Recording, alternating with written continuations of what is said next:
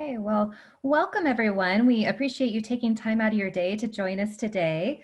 My name is Jan Burrell. I'm the Consulting Services Manager at 501 Commons, and we are delighted to partner with the Microsoft Alumni Network on presenting their first Philanthropy Learn Connect. Excuse me, that's a mouthful.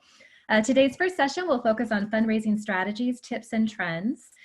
Just a couple of housekeeping items before we get started. We'll be leaning into the question and answer box. So if you have questions as we go along, feel free to enter them there. And then we are trying to start a conversation via chat just to get to know where folks are joining us from today, as well as what organizations they're representing and what role you might hold at that organization, just to get a sense of the geographic reach today, as well as the different perspectives that might be joining us.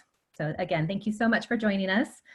And let's see, we'll just give it another minute or two to let people join on. I think we had a good 50 people register, and we're at about 20 folks now joining us. So I'll just give us another minute or two before we officially start. But feel free to go ahead and practice with that chat box and let us know where you're joining us from.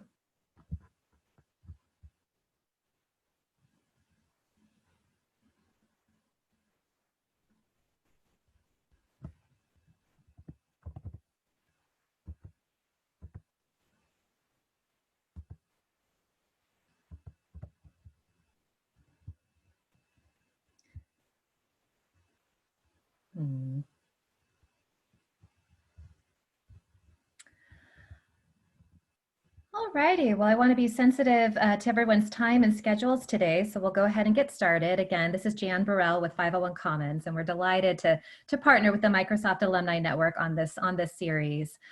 We are also grateful to have Rebecca Zanatta, the president of the Astara Group, joining us today. And without further ado, Rebecca, would you like to go ahead and introduce yourself and kick us off? I will. Thanks so much, Jan. Thank you. Thank you, Ali and Anna, too, with the network for helping set this up and seeing this as an important topic. And I'm excited to see so many people from all over the country, and it looks like there's a lot of different roles that you all play. And so today we're going to talk about a bunch of different topics that I hope that you leave with something new that you know, and maybe something that you can take into your role with the nonprofit that you're connected to. So as Jan mentioned, my name is Rebecca Zanatta. I'm a partner and president of Astara Group, and we are a nonprofit consulting firm located here in Seattle, Washington. We've celebrated our 10th anniversary last year, team about 17 people, and we work with different organizations in 4 different service lines. So we work with capital campaigns, we work with development services, so major gifts, individual giving, interim work, as well as grants. So we do a lot of writing of grants for foundations, and then do a lot of board training and facilitation. And so, you know, my background, I actually grew up over in Redmond, really close to Building 1 when there was Building 1, and grew up in the area and have just been a local most of my life. I actually lived in Chicago for a while. I've spent 25 years in fundraising. So my first job in fundraising was calling alumni, asking for money at Washington State University. And I realized you could actually have a career in this field. And so for me, it has been my career. So I have a certificate of fundraising management from the Indiana University School of Philanthropy. It's now the Lilly School of Philanthropy. I've served as a major gift officer and an executive director, so I've worn different hats in the nonprofit sector, as well as a board member. As many of you, I serve on the Washington State University Foundation Board, as well as my sorority, Alpha Phi. I serve on our foundation board, so both are board positions. So I've been consulting the last 10 years, worked with a number of organizations, probably more than 80, and we're living in a really interesting time right now. And so we have this presentation that we're going to talk about today. And I'm going to talk about a bunch of different things. And at some point, you know, we're going to have a lot of, if there's questions that you have, I'd love to answer them. And we're going to talk a bit about COVID because it's a new reality for nonprofits.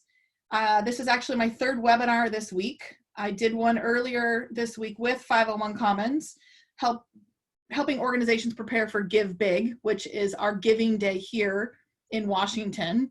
I know several of you in other states have giving days as well, so we'll talk about that a little bit today. And then yesterday did one with Washington Nonprofits, which is another state association, and had over 300 fundraisers from all over the country on about adapting your fundraising strategy. And so it's on people's minds, and I'm sure it's on your minds. And so we'll talk a little bit about that and what I'm seeing and what we can do to support nonprofits right now with the response.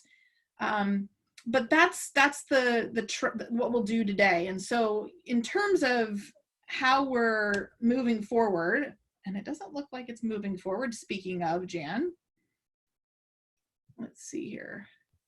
It was, there it is. There it is. So philanthropy is the love of mankind. So when you look at the word, the root of the word, it means love of mankind. And so when we think about tips and trends and strategies around philanthropy, so much of what I talk about in the work that I do is about the relationships and how fundraising is directly connected to relationships. And so when we think about how that affects us, thinking about philanthropy as something that's a very big piece of the third sector, right? So we've got the public sector, the not-for-profit sector, and the private sector. And we really think about the not-for-profit sector as the third sector, and thinking about it as the opportunity to raise money for organizations and support them in what they do. So today we're going to talk about some giving trends. We'll talk about some best practices, a bit about donor strategies, and then COVID as well. And again, we want to make this interactive, and so you can use the question answer box. If there's things that you have on your mind, please ask them. My hope is between Jan and I, we'll be following the questions. Some of them I might answer during the presentation, and others will stop at different points to answer your questions as well. So let's start with giving trends. So Giving USA, which is a study that comes out every year. It comes out every year in around April, and givingusa.org is the website. And it talks about the philanthropy that's given in our country. And so I reference this study a lot because it's a way to sort of set the stage in terms about who's giving in our country, how much are they giving in our country, and to what sectors are they giving in our country. So in 2018, so it's always a delayed year. So in 2020, we'll get the information from 2019. So in 2018, there was 427, almost $428 billion worth of philanthropy given in this country. And as you can see here on the slide, 68% of that comes from individuals. And when you think about the fact that individuals give a majority of the philanthropy in this country, it's why when I work with boards and I work with organizations, staff, executive directors, development teams, a majority of our strategies are really connected to individuals. You'll also see in this chart that 9% come from bequests, so people that have left organizations in their estate plans. And that's also individuals, right? So when we think about the total percentage of philanthropy that's given from individuals, it's really closer to about, it's really closer to 77%. And so again, I show this often because when you think about a finite amount of time that you have as a board member or as a nonprofit and where you should be raising money, individuals has been tried and true always as the area to raise money the most. Now, of course, corporations and foundations are also key in terms of raising money, but individuals will be and will continue to be. And again, even in these times of doubt, even in the slow times, giving tends to continue to grow. I'll talk about that a little bit more, but the idea that individuals is the largest place for us to really spend time as an organization, strategies for fundraising. So look at the sectors. So these are the different sectors in which that $427.7 billion goes to. So religion is always number one in general. So this Giving USA, something I've been following for the last probably 12, 15 years. And you can see that religion is generally always number one. Education is generally always number two. And I think that's probably because people feel affinities towards their colleges, for their universities, often in primary education, whether it be private tuition or gifts, private gifts to organizations, school district foundations, and other big educational institutions as well. And you'll see there on down the list the different sectors. So human services, the gifts to foundations, so that's family foundations and other types of foundations where money is given into the foundation that then goes out into the nonprofit community, all the way down to environmental and animal. And, you know, when you think about it, you know, 3% of 427 billion is still a pretty big amount. And so, yes, religion and education get the most, but when you think about it, there's still a lot of money, charitable money given in this country to different organizations. So the next slide is really looking at generational giving.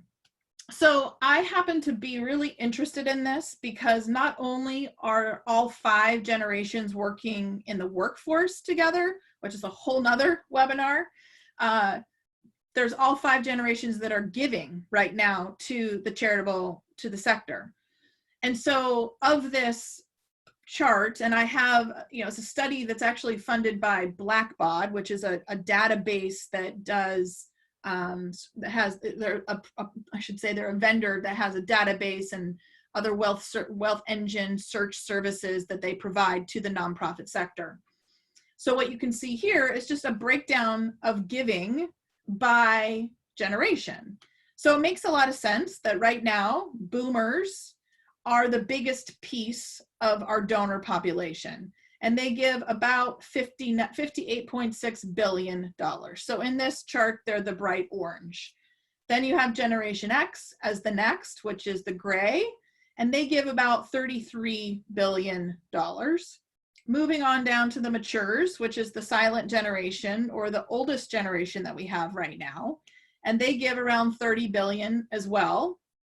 And then Generation Y, which is the millennials. And so they are definitely giving, as you can see. And there's oftentimes a question that I get about, you know, how much should we invest in millennials? How much time should we spend soliciting from millennials? And what I say often is the better you can segment your donor base, the more money you will raise. And yes, I know that takes more time and that takes more energy, but in terms of the return on the investment, if you can segment and personalize, you will raise more money. And then Generation Z. So they're the dark blue little sliver there, but they are certainly giving to philanthropy. I have a stepdaughter who's part of Generation Z. She's actually a senior. And so right now I'm feeling for her because her world has kind of been turned upside down. So it'll be interesting to see, as I've studied this over the years, how this chart continues to grow, how these percentages continue to change. But I share this with you all today because as we think about who we're asking money from, you know, we start with individuals being the key factor, and then within individuals, what does that generational breakdown look like? The other thing that I think is interesting is when you look at, this is a chart directly from that study, is when you look at sort of the making an impact. And this lays out a little bit further sort of that information about each generation and how many donors are in that, what's their average gift, how many charities they give to, and then that total philanthropy per year. So I share this with you again to show that as you're thinking about, for example, your boards, if you serve on boards, do you have generational representatives on your board? Now, you know, I think it's important to just look around the room, and just as much as we need to have racial diversity and economic diversity and different skills, we also want to look at generations because we all think about things in a different way and bring that with a philanthropic lens as well. And so I think boards and committees are a great place to start when thinking about how are you balancing the generations on your board or in your organization. I find this fascinating because Generation Z was the first report, and I'll follow up, Jan, and we'll make sure, and Anna, we'll make sure to get this report included in the follow-up information. So if people, I'm kind of a data nerd, I like to dig in a little bit. There's a lot of information that is in this report about how they like to be asked, how they like to be engaged, what organizations they like to give to. And if that's something that's of interest to you, it's pretty fascinating to look at. So when I think about what's next, in terms of this piece, we talk a lot about a culture of philanthropy, and that's sort of a buzzword that we use in our sector. But I've kind of taken to this philanthropic ecosystem phrase that I really like. And the general sense of it is it's just a set of organizational values and practices that support and nurture philanthropy and fundraising in a nonprofit organization. And we talk about it because in an organization, the fundraising team is not responsible for raising money. Yes, it's their job and they are primarily the responsibility, but in a true philanthropic ecosystem, everybody in the organization is responsible. The program team and the people who interact with the people that the organization serves, they are part of the philanthropy team. The board members are part of the philanthropy team. This idea that it's more than just the person who has the development director title or the executive director title to go out and raise money. And so one of the things we look for, and I look for as a consultant, is how healthy is that philanthropic ecosystem? Because I want to make sure that everybody has a part to play in it. And everybody does have a part to play in it, and it's different, but it is all connected. So when you're thinking about fundraising, it's definitely an art and a science. And, organizations that do it well, they grow their missions to have sustainable fundraising models. And they grow it to include a balance of individuals, foundations, corporations, government. It's just like your own personal financial portfolio. It needs to be balanced in terms of how and who you're raising money for. So when we think about what does, for me, or for you all, sitting there thinking, does my organization that I'm connected to have a healthy philanthropic ecosystem? Here's some things to ask yourself. Are most people in the organization acting as ambassadors and engaged in relationships? So they're telling the story of impact. They are participating in volunteer activities. I know there's some of you that are volunteers that are on this website as well. We wear many different hats. But that everyone promotes philanthropy and can articulate why it's important to give. So when we think about fundraising from that art and science perspective, the art is the story. And before you go out and raise any money, you have to have a good story, because people aren't going to give to anything unless you can tell them what it is that you're trying to raise money for, what is the impact you're trying to have, and who will benefit from that. It's not good enough just to say, I need to meet my operational budget, or I need to do X. It needs to be artful in that way. The other thing that I look for is if there is a philanthropy team, so a development director or development manager, someone paid staff responsible for raising money, I'm looking to make sure that that's an investment and that's viewed as a long-term goal of the organization.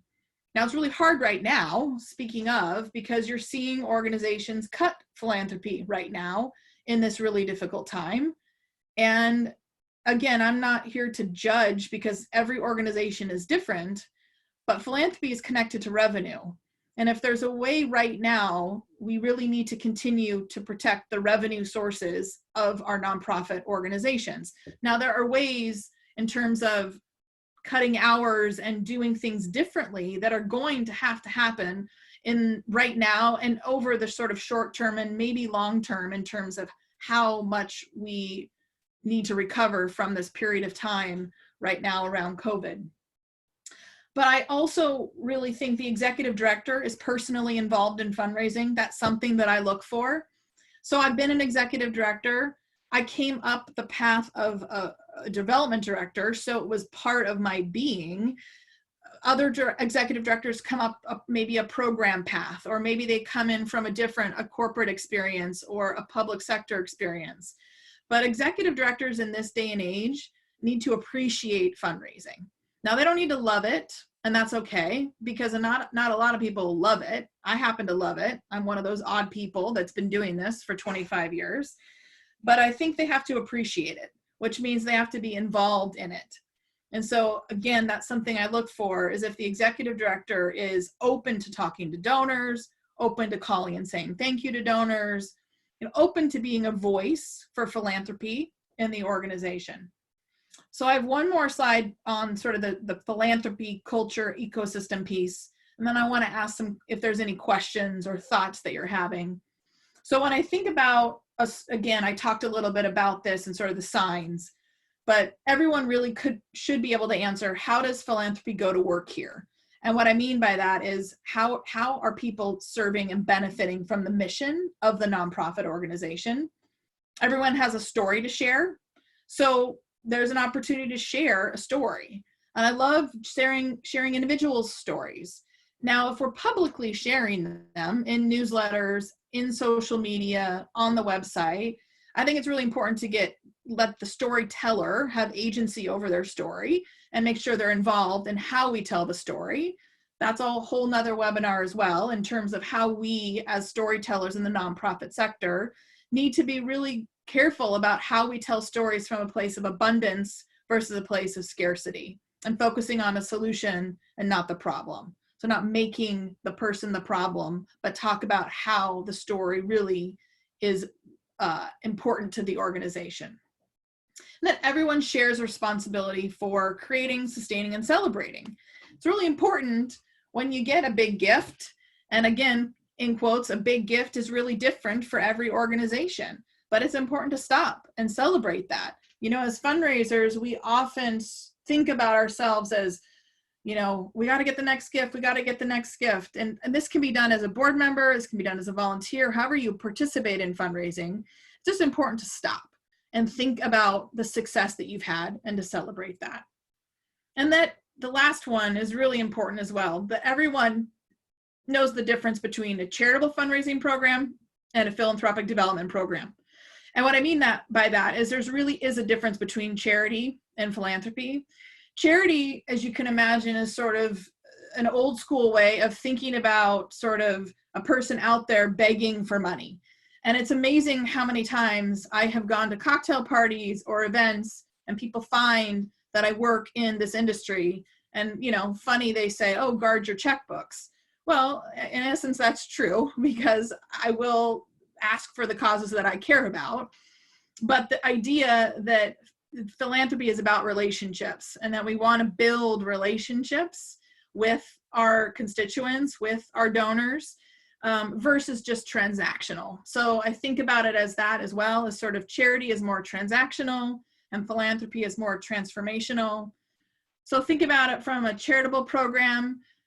Oftentimes I see donors treated like ATMs, where you walk up, you put the card in, the money comes out, you might just look at them and smile and leave. But philanthropy is really where there's a relationship, there's an ask, you go back to them to share what the impact was. Eventually you ask for another gift, but there's a true relationship there. And so I want to just make sure, you know, as you're thinking about your role in philanthropy, that we really want to focus on the philanthropic ecosystem being healthy and focusing on that relationship piece versus that transactional piece. So I'll stop there for a second and would love to know if there's any questions or thoughts, more information that you want. And again, I might not have it right now, but I can certainly provide it, but interested in initial thoughts and questions.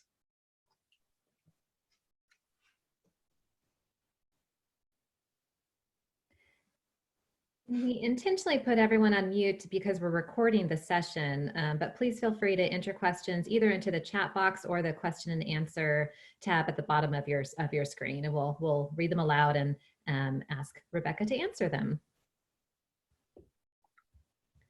Have you seen contribution amount increase year over year? Catherine, that's a great question. Yes, and so another great article that I was just reading this week, actually, I'll include that in the follow-up as well, really talks about, of course, it will go down most likely this year as a blip. But for example, let me just share with you, in the 2008-2009 recession, giving did fall by 15%, but giving to nonprofits such as food banks, homeless shelters that provide essential services actually grew by 10%. So year over year, definitely giving has incrementally continued to increase. And this will be a really interesting year as we look at next year, 2021, what the story is with 2020. We'll see what happens there. Great question. How long did it take to fully recover? I don't know the answer to that. I think, if looking at this article and looking at time, the idea that it continues to go up. I was reading another article this week about, organizations that really hunkered down and stopped programs and stopped fundraising and sort of became paralyzed. They either went away or they took them a longer to recover. I think there were others that obviously prioritized expenses and looked at mission critical expenses and looked at mission staff and continued to keep them. And in my experience, I was really early in my career in 2001 after September 11th. And then I started consulting actually in 2008, 2009. And I can tell you anecdotally from my clients, and especially in our region, in the Pacific Northwest, yes, there were some effects, but generally most of the clients and the organizations I worked with continued to operate, continued to grow, and continued to see donors give. Rebecca, we have several questions in the question box there. I'm looking at them. So when you're new to a role, how is it best to begin that relationship with donors besides emails, calls, and handwritten notes? Here's the thing. I think let's just say this. If you're new in a role, a couple things. The first sort of 30 days, I love that calling all board members, because board members are donors too. So calling them, introducing yourself, asking why they've continued to support the organization, why they volunteer at the organization, and just say, hey, I love playing the new card. I think you can play it up to 18 months personally. So I think you can start with board members and then maybe go out to past board members. And then once you finish board members and past board members, you kind of get in a groove. And I would then call regular, donors to the organization. I'd probably prioritize those that give at a certain level and above. I know people have a response, yes and negative, sort of about phone calls. I think right now I'm reading a lot that we're going back to the phone because a lot of us are stuck in our houses and craving any kind of interaction.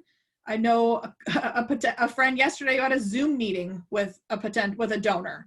So I think that definitely the face-to-face, and whether that's face-to-face phone or face-to-face Zoom, face-to-face in person, I think that definition is kind of broadly growing.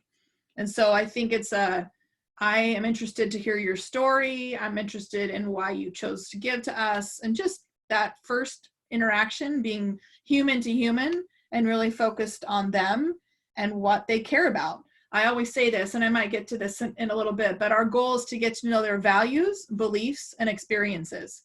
And so if you can think about the questions that you're asking, thinking about them from that perspective.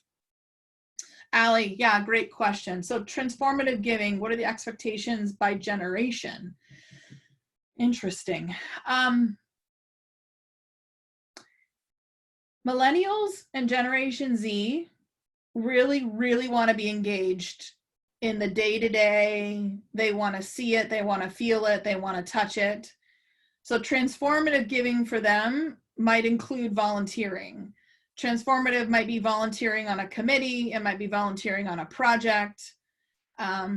in a way that they can actually be part of their gift, if that makes sense.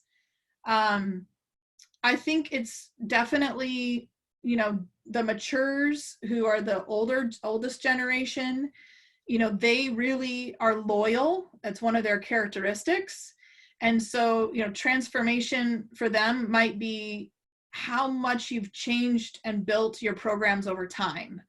I think that transformative story of what we tell can also be connected to people and the people that we serve. So it can be a program focus about, hey, this is what our program looked like before. And with your philanthropic dollars, it now looks like this, and sort of show how that transformation happened. And then also with people, again, giving agency over their story, the opportunity to tell a story of someone who truly was transformed by philanthropy from your organization. So I definitely think that there are different characteristics of each generation that are connected to that sort of definition of transformation. And I hope that helps. Happy to think about that more, but happy to answer that. So Jamie, I'm trying to get my board members to see their individual role in philanthropy. I am going to get to that in a second, Jamie. And if I don't come back to it, remind me, but I will get to that. So let's move along. I want to talk about this. Is actually Jamie going to speak to sort of what you're thinking about and what your question is.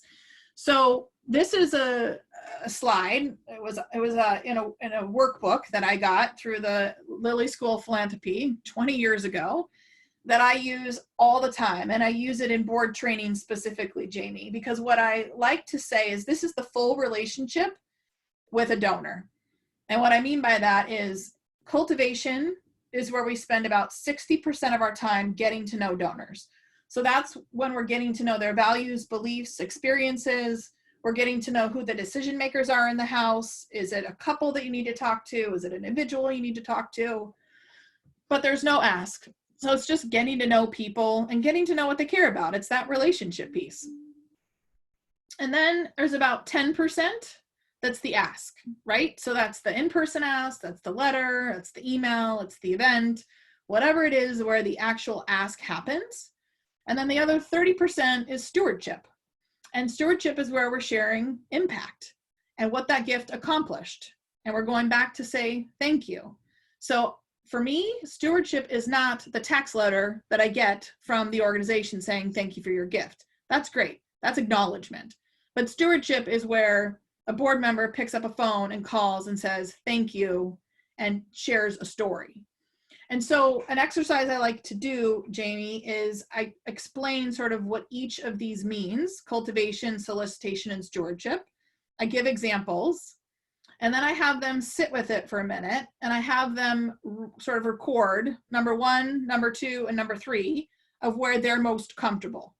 And so then, depending on the culture of the board, I ask them to share. And it's really interesting because maybe everybody raises their hand for cultivation, or maybe it's well balanced, but it does a couple of things. One, it tells me how I can actually engage them in philanthropy where that matches their interest. So for example, if someone doesn't like asking, there's 90% of the time with a donor that I could engage them in philanthropy. All this to basically say that when I generally work with board members and they say they don't like fundraising, they don't like the ask. Well, the ask is only 10%. And so again, thinking about having them rank 1, 2, 3, that gives me an opportunity to match them to a task that fits their interest. And the other thing it does is for anybody who is on the governance committee or the board development committee who recruits board members, it's also an opportunity for them to see where do we need to go recruit. So again, as we were talking about the different aspects of board members that we want at the table, I think this is important too. We want to have people who don't mind asking and like to ask. And generally an ask from a board member, I like to include the development officer or an executive director so they don't have to do it by themselves. So there's an opportunity here with this philanthropic cycle to sort of lay out for board members what the full cycle of fundraising is, and then allow them to pick where they like to participate, so that we're not shoving a square peg into a round hole. So hopefully that helps. So then thinking through this, I've said this, I mean, how many times am I going to say this today? It's about relationships and not the money, right? Fundraising is not just asking for money. It's a set of strategies that are carried out continuously and systematically to bring resources. So that's where that science piece comes into philanthropy. You know, and I think the science piece can also be a bit creepy, because the science piece is, you know, looking at people's profiles, looking at people's LinkedIns, looking and talking to people about maybe what people are interested in. And good development officers, good people, good philanthropy, people who are working in philanthropy, they use that information in a way to help build the relationship, if that makes sense. And so there's a way to use information that we can get from public sources and use that to help us in building a relationship. But it's certainly not just about the money. And I think organizations who focus on the money don't get as much money, to be honest. People that focus on the relationships. Now, you can also spend, I'll go back to this for a second. I know people who spend way too much time in cultivation and never get to the ask. And so there is a reality in terms of needing to get to the ask. But what I have found with donors is that if you do your job in cultivation, by the time you get to the ask, they're ready for it. I also know that I let the donor drive. And so what I mean by that is I was a major gift officer working for Washington State University. And my job was to build relationships with donors all over the country. So I worked in New York, I worked in Chicago, I worked in DC, basically anywhere there was a potential donor who no one had yet gone and said thank you and asked them why they give and to give more. I met with one donor, and when the first 25 minutes, he was like, well, I'd like to talk about making a gift. Okay, great. So I went there, right? So generally in a first relationship, I might not go ask for the gift right away, but if the donor wants to go there, then go there. That's kind of an important thing. So there's that continuous, systematic, having a plan is really important. So thinking about this, as I was saying, I told you it'd be in here because it's something I talk about a lot, which is that it's about your donors and it's not about you. And what I mean by that is there's a balance between, we talk about donor-centered fundraising, and we talk about the fact that we want to sort of focus on donors, and that really is important, but also it's about the people that we serve.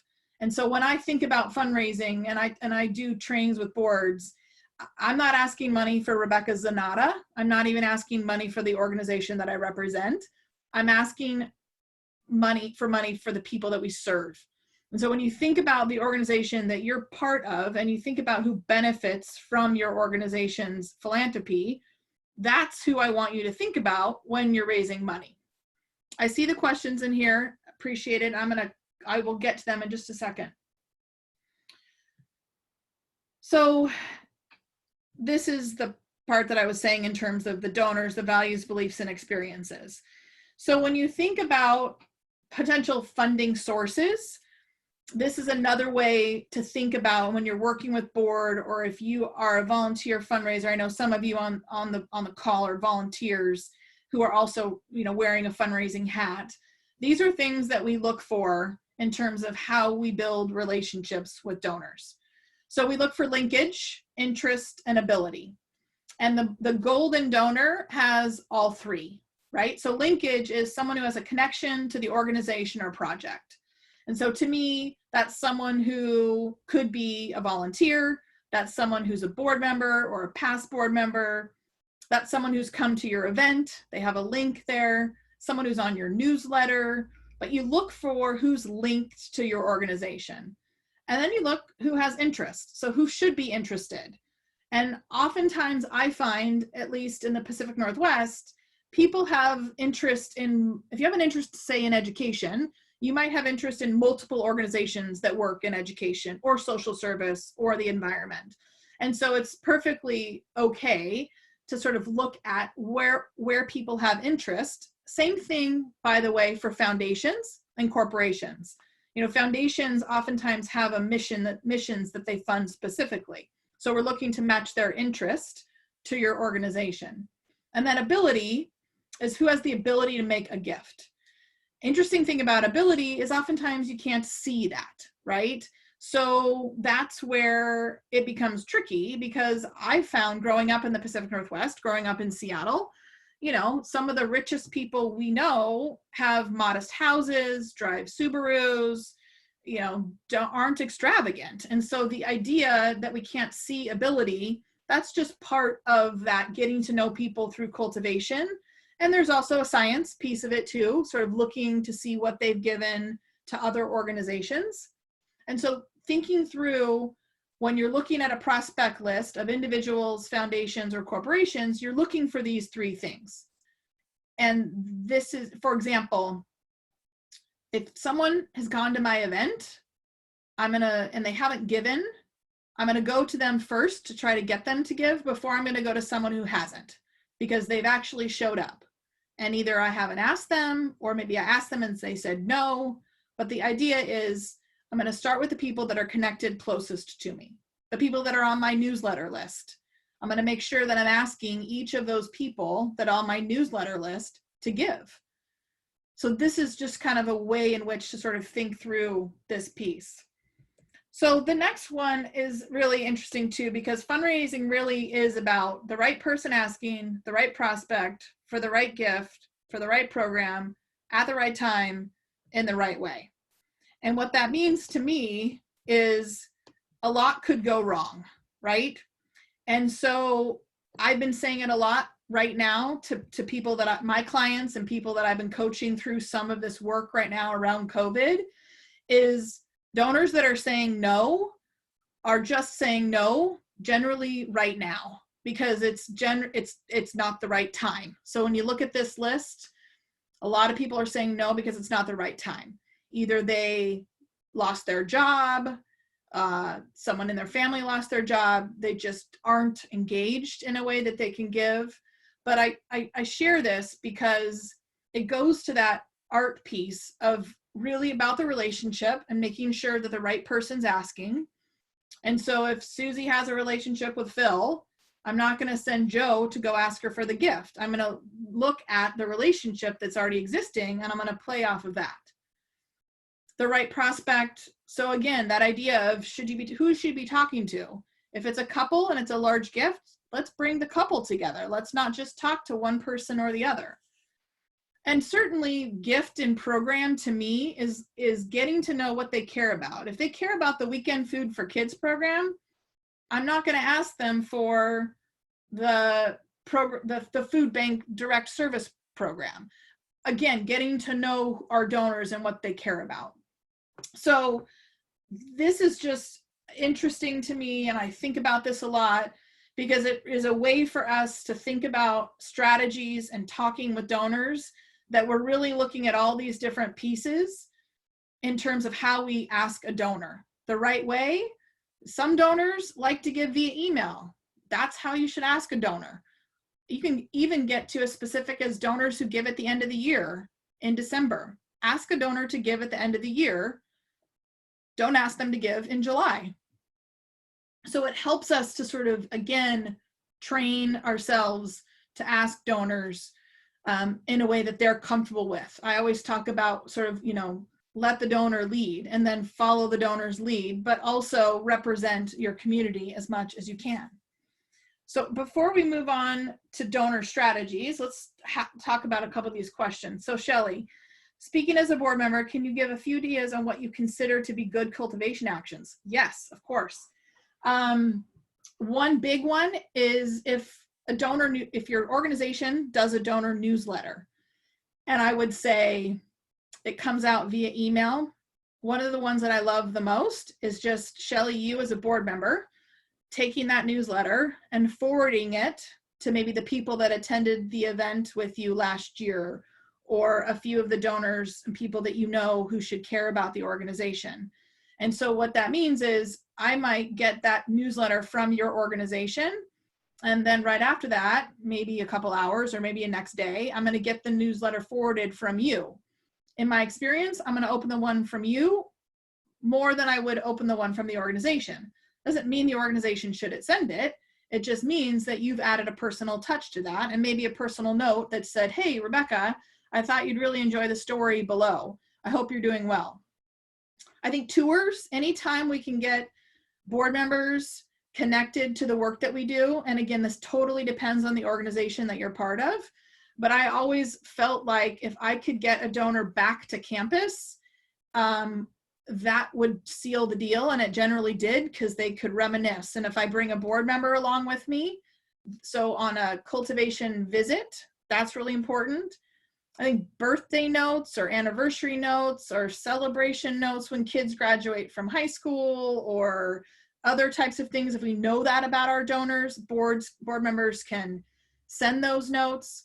I think board members hosting a lunch at their office is a cultivation event. I think boards hosting, I mean, I've seen wine nights that people host in their homes. Cultivation, I oftentimes would say, Shelley, to look at what the organization is already doing in terms of events. And I mean small events, big events. How are you communicating with donors? And then the action of the board member is to engage in that. And so if there's a tour happening, to invite people and bring people to that tour. If there is a newsletter that's going out, to forward that newsletter.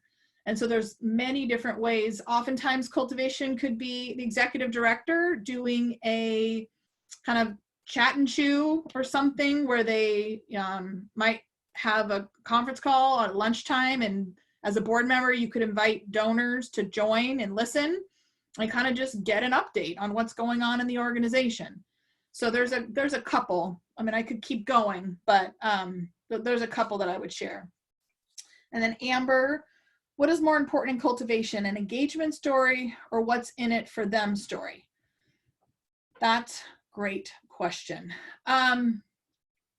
So stories can be, in my mind, about sort of analytics and numbers, but then also feel free to keep, Adam, I will. I'll come back to that. I think there are a lot of opportunities to tell a story of impact. And I find more often than not, people will respond to that better than they will about what's in it for them. But I think that really depends on the donor, Amber. And what I mean by that is if we know that a donor really cares about analytics and bottom line and budgets, then that's the information I'm going to take to them. And I'm going to speak to them in that way. In general, sort of what I know works the best are stories about people and about donors that you, or that people that you serve. And oftentimes we can get caught up in telling the big story, but I think oftentimes it's better if we tell a person's story or a group's story. I have a colleague in my sector who talks about eyes and teeth. And what he means by that is sort of showing the eyes and the teeth of the people that you serve. And I'm sure you can all think about right now sort of an image of maybe an organization that you support or that you know of, where you can see that bright face of that person. And also understanding that I know there's a lot of organizations who serve people like domestic violence, youth, where you can't show their eyes and teeth. But I've seen some pretty emotional, amazing images where there's the back of a child with a big backpack, and there's an ask for us to support them in some case. So again, using imagery to tell that story. And then obviously there's an element of what's in it for them that is, to me, important to bring out at the right time, if that makes sense. Another question, how comfortable are most large, national, global, and mid-sized regional NGOs using AI tools for fundraising? I think it's still a really new area, Shelley. I myself am not an expert on it and haven't seen a ton on it. It'll be interesting to see how good the AI is, and how, again, if fundraising is about relationships, and if the AI can help us build that relationship, it should be really interesting.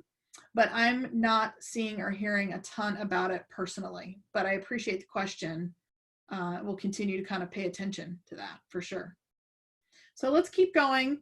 And Adam, I'll keep brainstorming some other cultivation ideas as well. So here's some donor strategies. And Amber, this might get at a little bit of what your question was about too, is, oh, let's see. Sometimes it pauses. Hang on. Hold on. Come on, slides. Don't stop on me now. There we go. Donor strategies. Okay, so donors will make a gift for these 3 reasons. In my experience, they'll make a gift because of intellect, which means that the project's well defined, the cost matches the value, it's well planned, you can see it. They give because of their gut, which means this project should just be at the top of my list, right? Because I feel like I should give to this. It just feels right. I think there's a lot of gut giving right now that's happening to the healthcare sector, to homeless shelters, to food banks, you know, to people that are on the front lines of this COVID right now. There's a lot of gut giving happening. A lot of gut giving happens when there's natural disasters. So back to that Giving USA study, when you look at it over a period of time, there's times when the international giving piece will go up by 1% or so, and in talking of billions of dollars, percent increase is a lot, and it goes up because people are giving from their gut to support tsunami victims, support earthquake victims. So that's what I mean about donors will make a gift because of their gut. And then donors make a gift because of their heart, because there's a point that pulls me into it personally.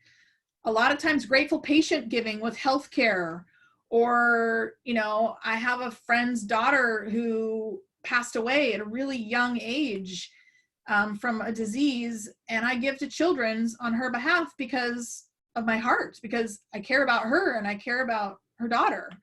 So that idea that, you know, there's different places in people's brains where they give from. And so sort of back to your question, Amber, sort of about that story versus what's in it for them. Once we know what they care about, then we can tailor our ask and our cultivation to them. So what's next? So why donors give? So, you know, donors give for a lot of different reasons.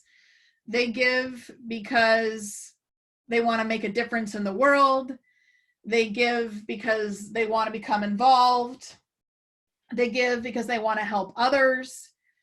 They give to feel good, to be on the inside, recognition. And the number one reason is people give because they're asked. And I know that sounds super like no-brainer, but honestly, it's not. I'm amazed at how much we don't ask donors to give.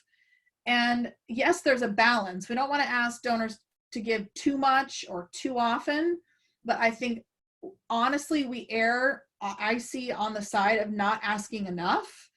And again, if you have a great relationship and you're doing your job on the stewardship and sharing the impact, we should keep asking. And so just know that as whatever hat you wear, board members give because they're asked, that's for sure. Start with the board. But everybody should, you know, feel unabashed about asking. And again, you're asking for the people that you serve. You're not asking for yourself, and you're not necessarily asking for the organization that you represent. So keep thinking about that. So when I think about the other things that I sort of, this donor pyramid sort of is just sort of another way to sort of think about sort of how, as a fundraiser, sort of working through who you should focus on. Now, I'll caveat by saying the organizations that do this work the best focus on everybody, right? But what I see is that cultivation time, as you see on the right, is invested, meaning spending more time with donors, the higher you go up the portfolio, the pyramid. So there's first-time donors. And I I love another, not so much cultivation, but a stewardship activity. Adam and Shelley, for board members, are calling anytime first-time donors to say thank you. I don't care if it's $5, $1,000, but if that person chose us, especially right now, if you're part of an organization who's getting first-time donors, I want you on the phone saying thank you and asking why they chose you. Because in this day and age, certainly what I'm going to see is organizations that are not going to be on the front lines. And Catherine, sort of your question earlier about contributions increasing year over year, you know, donors right now who are giving for the first time, we need to retain them. And the best we can do to just connect and say thank you right now is really important. Then people become habitual donors, which means they give, you know, when they're asked, they give generally annually. Then you become a thoughtful donor, which I consider sort of more of a stop and think. So it might be going, and it's, again, it depends, the level certainly depends on where people are at in their organization and their own income level. But thoughtful donors is sort of a stop and think gift, which means, you know, I've been giving you $50 a year, but you asked me for 250 and you asked me for something really specific that, or I could see where that impact really happens, and I'm going to give you 250. And then at some point you cross the threshold into a major donor. And again, major donor is arbitrary. Some organizations that I work with, a major donor is $1,000. I see that quite frequently. But in higher education, major donors are $25,000, $50,000. So it just sort of depends. And what I mean by that, legacy donors, those are the people that have left you in their estate plans. That's the top of the pyramid. Because if you think about who you leave in your estate plan, you leave your family. And so if an organization has the benefit of being left in their estate plan of their donor, think about it. They're treating you like family. So we really need to treat them in a very respectful way. And how do we say thank you? And again, some people we don't even know. I mean, the reality is with legacy donors, if I would have known then what I know now, and I bring this into my consulting practice now, focusing on legacy donors. And what that means to me is number of years given, loyalty of giving. So for example, I'm working with a client, I'm building out a planned giving program, and they've got 30 years of giving history. And so the group of people that we're first looking at is anybody who's given to that organization for 20 years, any amount every year for the last 20 years. That, in general, the group that I'm going to ask, or probably already has, left us in their estate. I mean, a lot of people don't like getting check or envelopes from attorneys in general.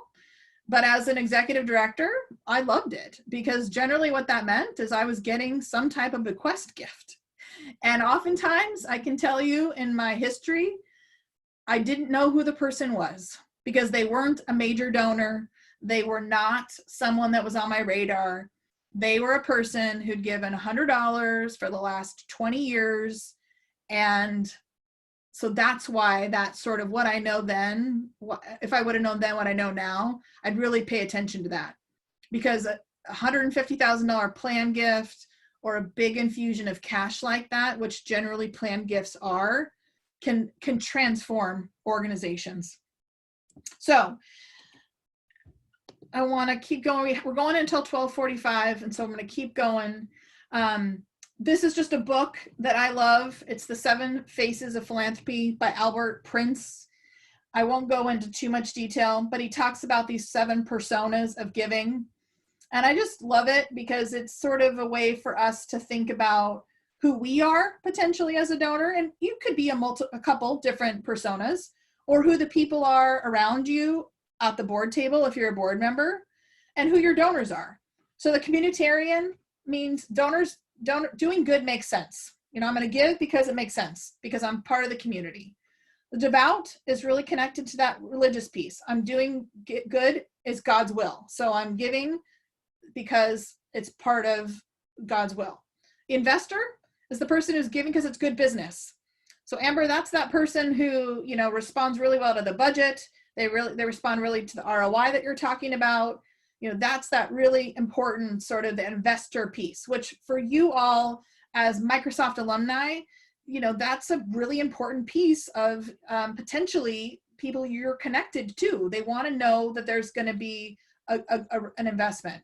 A socialite, which is the doing good is fun, right? Oftentimes these people are the chair of our event committees. They're volunteers who like to be part of the fun and the social aspect, and that's great. The altruist, that's the person that generally you won't hear from. They're the person that's behind the scenes, but they do good because giving feels right. The repayer, they're doing good in return. So that's that healthcare grateful patient program I'm repaying because I benefited from. And then the dynast, which, you know, we see in some areas of Seattle, but a lot in Chicago, New York, where there's really good family tradition giving. And there's a lot of important programs through the Seattle Foundation and others that talk about family giving and building a tradition of giving. So the dynast is just another person who's giving from that aspect. So let's talk a little bit about COVID and what I'm seeing and kind of my thoughts on this. At first, I should say, I'm actually on day 10 myself of a CDC recommended quarantine. I went to go to London to visit my best friend from college. I landed there on the 11th. So for those of you who are not local to Seattle, our schools closed on the 11th in the evening, so after I had been there. And so to make a long story short, I stayed the trip, I got home, but I am hanging out in my house with my family, my stepdaughter is not here, but point being, I'm personally connected to this right now. And so I've been doing a lot of reading and thinking a lot about how our firm can show up for our clients and our community. I'm doing what I can to support people because it's a really scary time. I think what I'll start by saying, which scared me the most, is an article that recently came out that 44% of organizations right now just don't have a plan. They don't know what they're going to do. And I think that's totally normal because we're seeing something that really none of us in our lifetime have seen. But here's what I can say, is we need to communicate with donors. We need to keep talking with donors. Again, people want to have a human connection right now. That's why that phone thing, although, you know, people have mixed feelings on it. I read an article recently, one of the higher education gift officers who has a portfolio of 150 donors. He's working his way down the portfolio, just calling to check in on people. Not an ask, but it's a way to cultivate right now. And just, again, check in on people and that human connection. And he sort of visualized this example of sort of an 80, someone in that mature generation or the boomer generation at the upper end who are in this, class of people right now who are the most, could be the most affected. Getting a phone call from someone that you have a relationship with right now could really be great. It could be the highlight of that person's day. So to reach out and engage in conversation and to really talk about your mission. Your mission is still critical. I was listening to a podcast earlier this week from Dr. Tim Seiler from the Fundraising School in Indiana that I mentioned earlier. And he was talking about hope and stability, that's what people really want in general right now. And connected to giving is hope and stability. And he also talked about if your mission of your organization was critical January 1, it's still critical now. And it's really difficult because there are missions of certain organizations who are probably more high profile right now. But the reality is your mission is still critical. And I started thinking through this last night about all the different sectors, and every sector has a different story to tell right now. I think about the environment and how people are finding respite and just getting outside, hikes, just being in nature. That's a story, that's connected. That's not generally on the front line like a social service, human service, food bank, or homeless shelter is. What about the and animals? I mean, people are, I've been, how many times I've been on Zoom meetings this week where someone's dog has popped in or their cat has popped in. You know, for me, a little wild bunny in our yard appeared on Sunday. I named her Tootie, short for Cutie Patootie. And, you know, I'm just get excited every time I see her right now. And so again, I think through the sectors, think through the stories, exactly, bring on the animals right now. But your mission is still critical. And then get creative. You know, I did a presentation with Washington Nonprofits on March 9th. So right when this was hitting, about people were canceling their events left and right. And that's a reality right now. But taking them online, making them virtual, get creative, give big. Again, for the people in Washington, that's our Give Day. But give big as a strategy right now. That is a way to involve people into giving. And then using peer-to-peer platforms. There's nothing better than those of you that are on the webinar today who are volunteers, who are asking on behalf of your organization, because you're asking on behalf of your organization. The organization is not asking. Now, again, I'm asking the organization to keep asking, but it's just like that example I shared with Shelly about sending the newsletter. That peer-to-peer giving right now is really important as well. And then just being consistent. You know, we're seeing that foundations are loosening their restrictions. They're giving more money. They're loosening restrictions on reporting. And I just don't think now is the time to stop asking. In fact, I read this also and heard this as a great sort of point I've been using is if you stop asking, you're signaling that you don't need the money. And that's not where we need to be right now. Now, again, let donors make the decision. So I'm counseling my clients to keep asking. I think you have to have a combination message of why your mission is critical and acknowledge COVID is happening. If people say no, give them grace and know that it's no, not right now. And also that we're going to see an exorbitant amount, and we have seen unemployment go up in this country. Now, that doesn't necessarily mean that people will stop giving. Like Catherine, we'll have to see what happens there. But this idea that it's not the time to hunker down. It's not the time to get in our shells. It's really the time to be communicative. And I think there's a balance right now of being communicative and just checking in with people. And then probably a little bit later, talking about giving. And there's a balance of that right now. So here are a couple of links, and they'll be in the follow-up. You know, Seattle Foundation, which is our local foundation, has a response. Philanthropy Northwest has a response fund. All in Seattle, it's a wonderful new sort of $27 million given by individuals to help organizations and individuals in our community. And you know, those of you in Minnesota, those of you in Michigan, Arizona, your local community foundation, my guess is put together some type of response fund. Giving Compass is another resource. There's a great article for those of you that are board members that need, maybe your executive director needs some help right now on the financial piece and how to budget for this and what to think about. And then this peer-to-peer professional forum, which I think just talks about how to take events online, some best practices.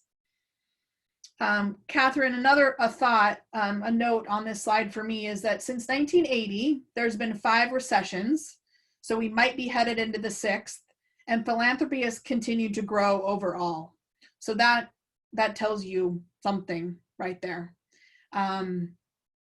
Let's see, what else? Giving is definitely going to go down for a while, but overall, my hope is we'll be thinking about, people are noticing things right now that they never noticed before. Yeah, Jamie, we'll definitely, I think we'll let Anna close, but I think they're going to post this deck. And yes, we are recording. So that's helpful, hopefully. And then this, I want you to be yourself. I want you to tell your story. I want you to make friends, build relationships. You can make a gift. You can host an event. You can allow the use of your name. You can send a thank you note. You can make a thank you call. You know, Adam and Shelley, those are some more examples of ways for cultivation. And then a bit more of resources that I like, that I think are helpful. I've got that Giving USA, and oh look, the next generation of American giving. That's where that information comes on the generation. So it's already in here, and then included some more COVID resources as well. So Jamie, my board is nervous about asking people to give at this time. Can you say a board? Yes, I totally can. So this happens a lot in fundraising, is that we put our angst onto donors. So your board is probably feeling their own pain and their own angst, and that's okay, and that's normal. But we've got to continue to ask and let donors make decisions for themselves. I think it's really short-sighted if we don't allow donors to make those decisions. Now we have to be compassionate in how we ask, and we have to be compassionate in, of course, when we ask, but I just would not stop asking. And a couple other examples, Jamie, I work with a food bank locally. I was on the phone with the executive director yesterday. We're also in a campaign with them, so a big capital campaign. We're focusing on the operations right now. And in one night, they got a new $5,000 donor. So that is why you don't stop asking, is because there are people out there who will give. If there's the long-term bigger asks right now, I would think about that. I think there's a way to just say to donors, look, I want to be respectful of you. I want to be respectful of your situation, and just engage in a conversation. But just all I can say to you, Jamie, and your board is just don't make decisions for donors, and don't put our own angst and how we're feeling. Don't displace that on to donors. Let them make this. And I know that's going to be hard because there's a lot of people who are pushing back on this. And I also can tell you from my experience from 2008, 2009, the organizations that stopped asking, they're either not here anymore or they're just not as healthy, and it took them longer to recover. So what other questions or thoughts do you have? I'm open.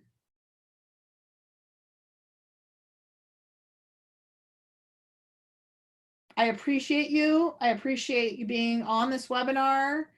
My hope is that, whatever hat you're wearing, some of you I know are wearing multiple hats, that you can be a resource to people right now and in the future. An online giving tool platform, yes. So a couple, I'm just going to write them into here. Give Lively is one, Give Smart is one, and Fundraise. There's 3 that I recommend. Did that show up? Hopefully. Anyway, yes. So yeah, Give Lively, Give Smart, Fundraise. There's a bunch out there that I would recommend, but those are all really good platforms. Oh, they didn't show up. Okay, I'm going to type them over here then. Give Lively, Give Smart, and they all have mobile technology, mobile bidding, all different types of things. You're welcome, Allie, and thank you, alumni. And I'm going to turn it over to Anna, who's going to close it out for us. All right, thank you so much, Rebecca. You're welcome. And one more thing, just take care of yourselves, please. Take care of your people.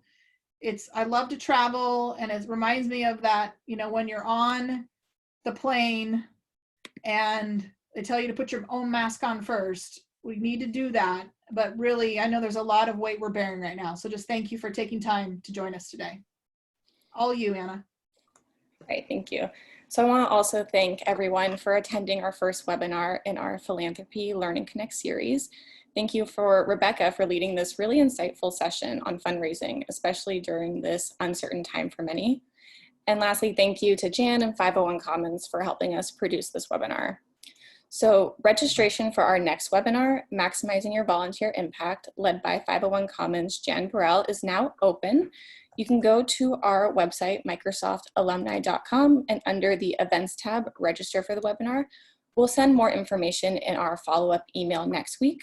Also, like Rebecca mentioned, this webinar will live on our website as a resource for all of you to reference in the future.